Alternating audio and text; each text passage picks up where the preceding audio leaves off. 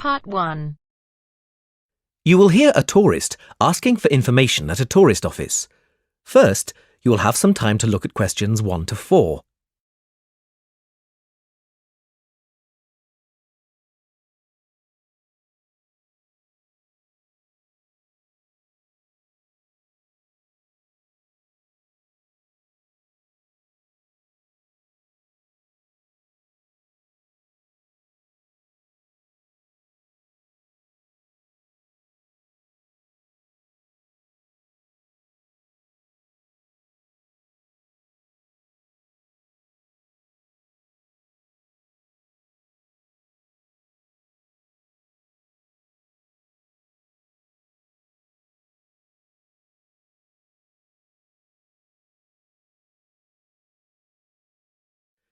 Now we shall begin. You should answer the questions as you listen because you will not hear the recording a second time. Listen carefully and answer questions 1 to 4. Hello, how can I help you? Hello. Is it possible to book a bus tour of the city here? Of course, sir. When would you like to take the tour? There are tours in the morning, afternoon and evening. Sometimes it's nice to see the city at night with the buildings lit up. We'll be going out for dinner tonight, so we'd prefer to go this afternoon. Oh, and it's for 2 people. Right. Now, I just need some details. Can you give me the names of the 2 people, please? Yes, Susan Field and James Carter. Susan Field and James... Sorry, can you spell your surname for me, please? It's Carter. Carter. Thank you. And can I have a contact telephone number? Why do you need one? Just in case we have to cancel the tour and need to contact you. I see. Well, my mobile number is 07988 636 197. That's 07988 636 197. Now, can you also tell me which hotel you're staying at? The Crest Hotel. Oh, no, sorry. That's the hotel we're staying in next week. It's the Riverside Hotel. Oh, the Riverside is a lovely hotel. Are you enjoying your stay? Yes, we are, very much. We'd definitely recommend it to others. Oh, I am glad. Now, I can book you on the tour at 4 p.m. Would that suit you? Alternatively, there is one at 2. 2 would be better for us, please. Right. That's booked for you, sir. 2 people at 2 p.m. today, August the 14th. You pay the bus driver when you get on, and it's £4 per person. Thank you very much. Before you hear the rest of the conversation, you have some time to look at questions 5 to 10.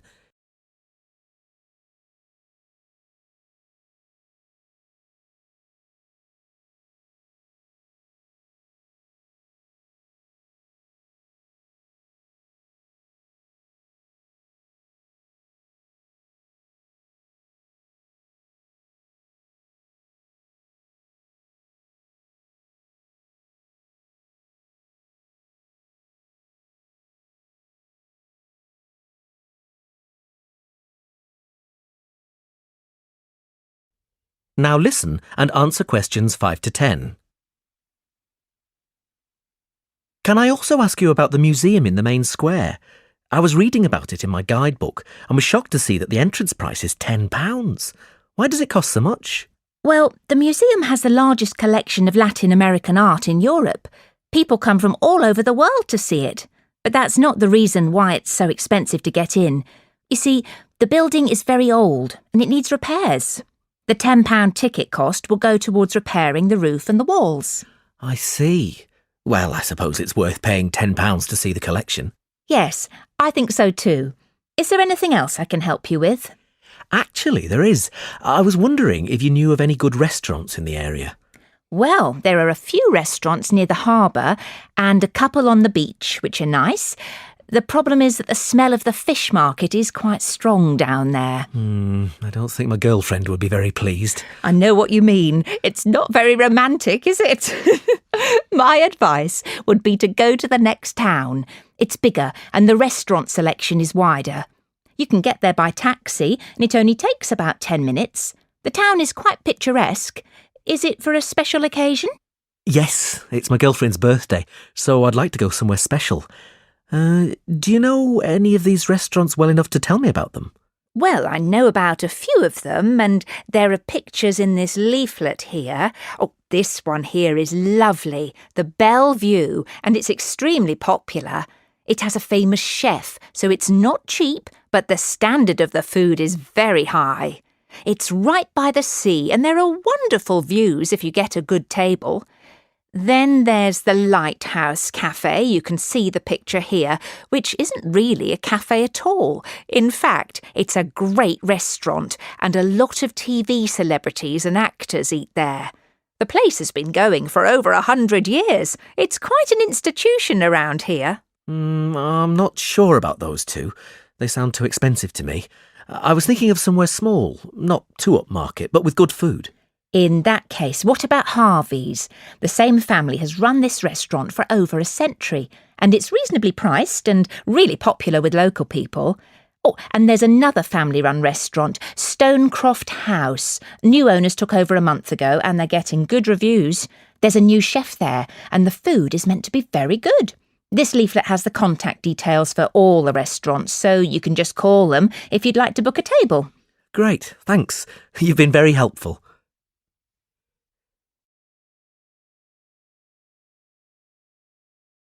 That is the end of part 1.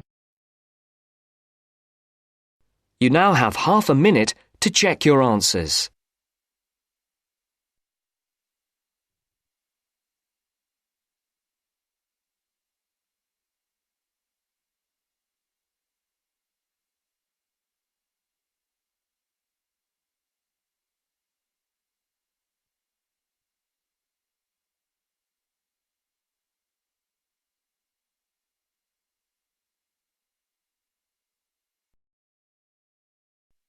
Now turns to part 2. Part 2.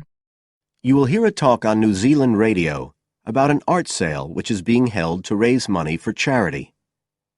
First, you have some time to look at questions 11 to 13.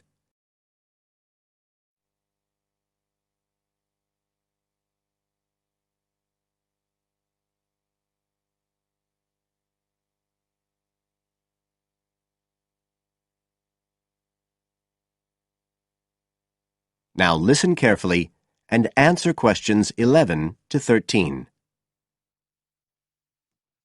One of the most anticipated art events in Christchurch is the charity art sale organised this year by Neil Curtis.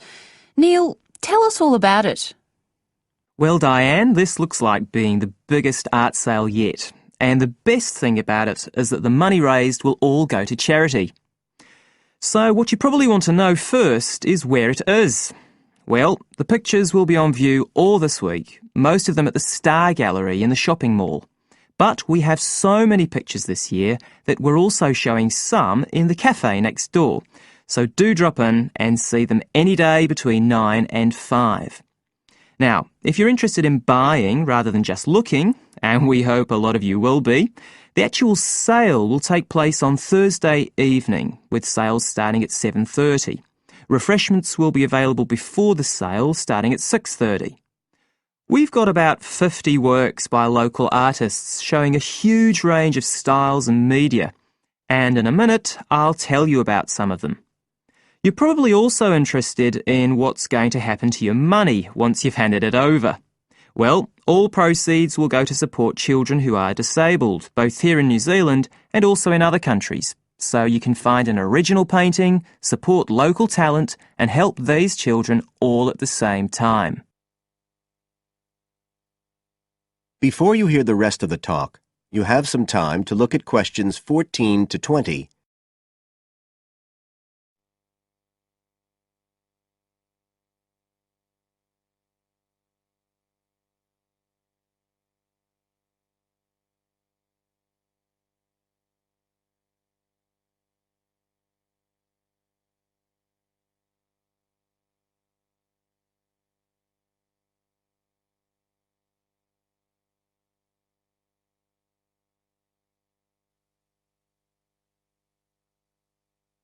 Now listen and answer questions 14 to 20. Now, let me tell you a bit about some of the artists who have kindly agreed to donate their pictures to the charity art sale. One of them is Don Studley, who has a special interest in the art sale because his 5-year-old daughter was born with a serious back problem. After an operation earlier this year, she's now doing fine, but Don says he wants to offer something to help other less fortunate children. Don is totally self-taught and says he's passionate about painting. His paintings depict some of our New Zealand birds in their natural habitats. One relative newcomer to New Zealand is James Chang, who came here from Taiwan 9 years ago at the age of 56. Mr. Chang had 13 exhibitions in Taiwan before he came to live here in Christchurch, so he's a well-established artist, and art has been a lifelong passion for him. His paintings are certainly worth looking at. If you like abstract pictures with strong colour schemes, you'll love them. Natalie Stevens was born in New Zealand, but has exhibited in China, Australia and Spain. As well as being an artist, she's a website designer.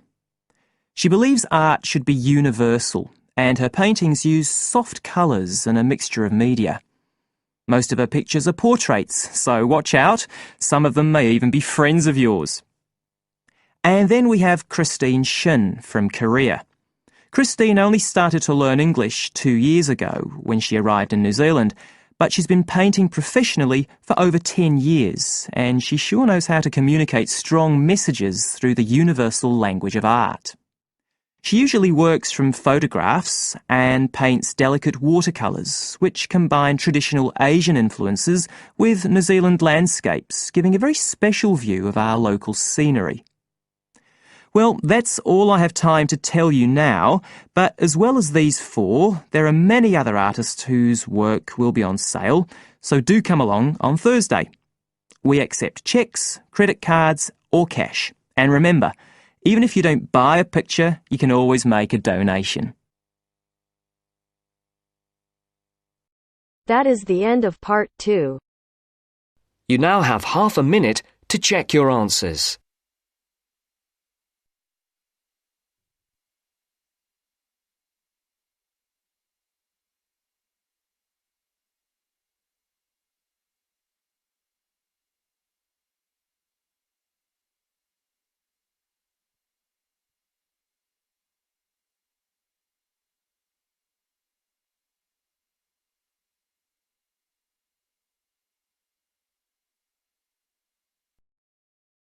Now turns to part 3. Part 3.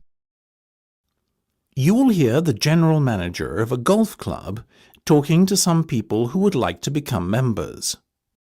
First, you have some time to look at questions 21 to 26.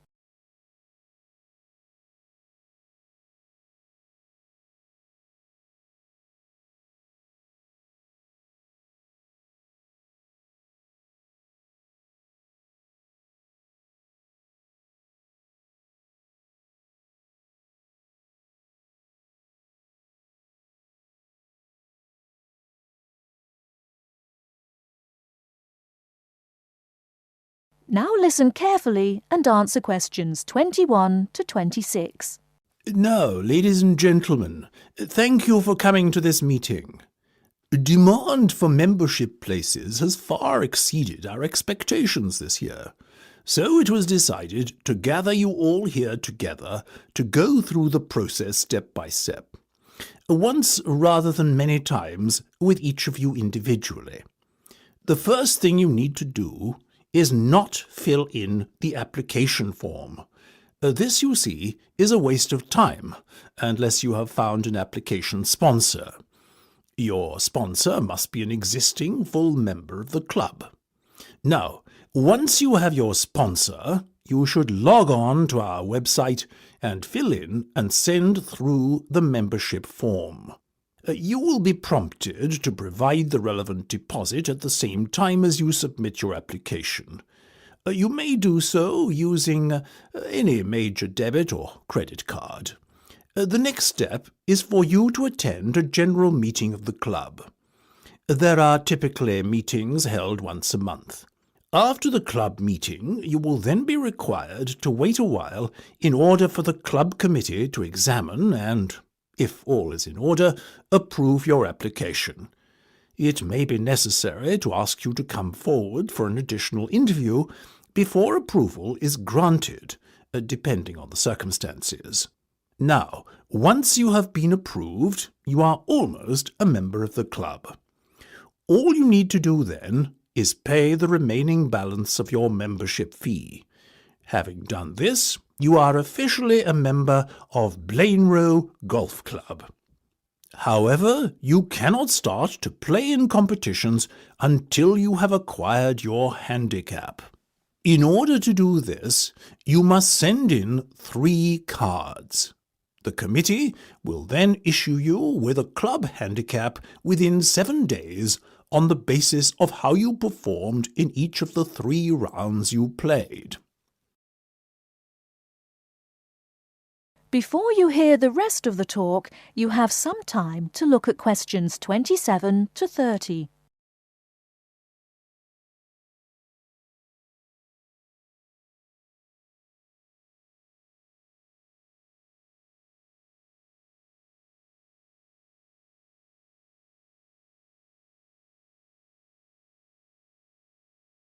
Now listen and answer questions 27 to 30. Now, I won't spend much more than a few minutes on this, but let's go through the different membership types quickly now. Remember, all the information I'm about to give you and more is available on our website. The first category is Full Ordinary Member. Basically, this is a full membership that gives you full playing rights during competitions, and for casual golf as well. It costs £10,000 to become a full member, or alternatively, 4 instalments of £2,500. Our next category is Associate. This is for a golfer who is already a member of a club but wants to join ours too, while keeping his existing club as his main club. You have the same rights as a full member, but the cost is £9,000. I must remind you that there is a limited number of memberships of this kind available. 5-day members pay £5,000 to join, and this payment can be put towards becoming a full member at a later date if you would like to upgrade your membership status. You enjoy full playing rights during casual play and can play in all weekday competitions. However, you cannot enter competitions at the weekend. Intermediate membership is open to golfers under the age of 25 and costs £1,800, as do the other remaining membership types: junior, senior, and overseas. If you are an intermediate member, you too have full playing rights for casual play. However, you can only play in competition if a full member of the club invites you to join him. Junior members are aged between 12 and 18. They enjoy restricted playing rights in casual playing time and are only allowed to play on Monday and Wednesday mornings. They can occasionally play in competitions, but the opportunities to play in this format are severely restricted. Senior members enjoy full rights at all times, and overseas members can play on the course casually at any time, and can enter competitions if invited to do so by a full member of the club. That is the end of part 3. You now have half a minute to check your answers.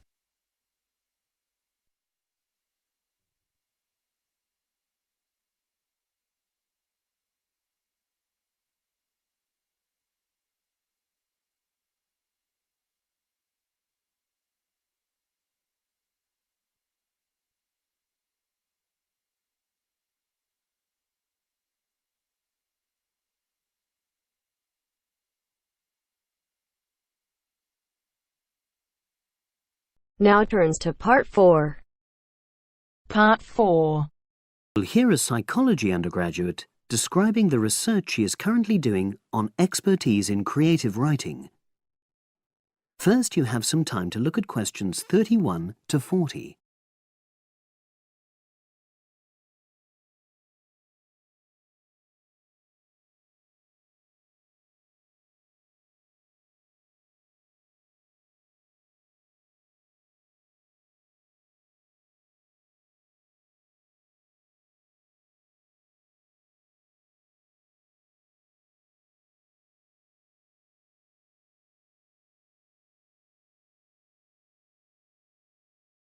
Now listen and answer questions 31 to 40.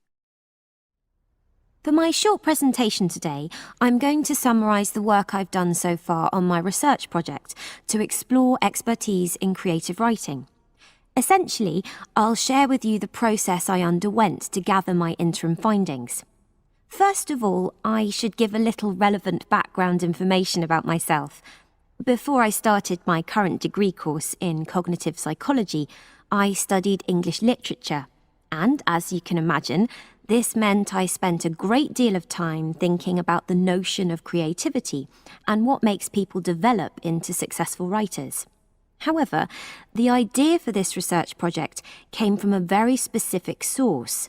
I became fascinated with the idea of what makes an expert creative writer when I read a well-known 20th century writer's autobiography. I won't say which one at this stage, because I think that might prejudice your interpretation. Anyway, this got me thinking about the different routes to expertise.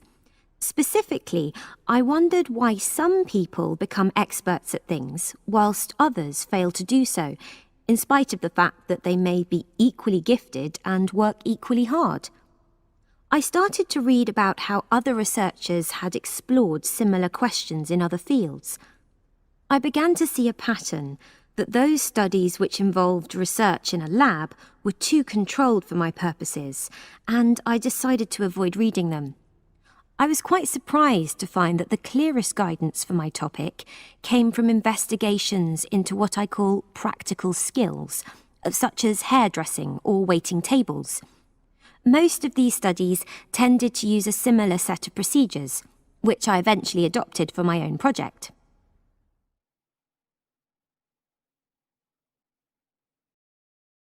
I'll now explain what these procedures were. I decided to compare what inexperienced writers do with what experienced writers do. In order to investigate this, I looked for 4 people whom I regarded as real novices in this field, which proved easy, perhaps unsurprisingly. It proved much harder to locate people with suitably extensive experience who were willing to take part in my study. I asked the first 4 to do a set writing task and, as they wrote, to talk into a tape recorder, a technique known as think aloud. This was in order to get experimental data. Whilst they were doing this, a research assistant recorded them using video. I thought it might be helpful for me in my transcriptions later on. I then asked 4 experienced writers to do exactly the same task. After this, I made a comparison between the 2 sets of data, and this helped me to produce a framework for analysis. In particular, I identified 5 major stages which all creative writers seem to go through when generating this genre of text. I think it was fairly effective, but still needs some work, so I intend to tighten this up later for use with subsequent datasets. I then wanted to see whether experienced writers were actually producing the better pieces of writing. So I asked an editor, an expert in reviewing creative writing, to decide which were the best pieces of writing. This person put the 8 pieces of work in order of quality, in rank order, and using his evaluations, I was then able to work out which sequence of the 5 stages seemed to lead to the best quality writing. Now, my findings are by no means conclusive at this point. I still have a long way to go, but if any of you have any questions, I'd be happy to answer them and go. That is the end of part 4. You now have half a minute to check your answers.